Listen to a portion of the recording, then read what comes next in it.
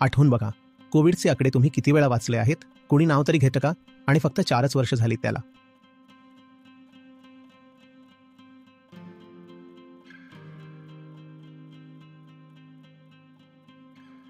एक माणूस जरी मेला तरी ते दुःखद असतं. इथे तर करोडोनी लोक गेले. 9/11चा प्रसंग दरवर्षी आठवतो. तुम्ही म्हणता 9/11 किती लोक गेले होते 9/11 मध्ये? काही हजार.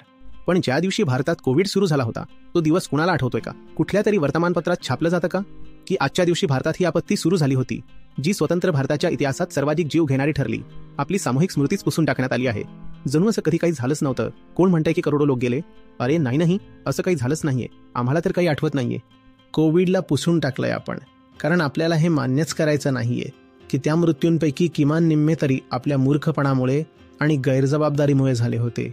युरोपमधल्या काही विकसित देशांनी तर कोविडनंतर आपली संपूर्ण वैद्यकीय व्यवस्थाच बदलून टाकली. जितक्या वेळेस कोविडचे आकडे आठवाल तितक्या वेळा हेही मान्य करावंच लागेल की आपण जबाबदार होतो त्या मृत्यूंसाठी, पण आपण स्मरणातही ठेवत नाही.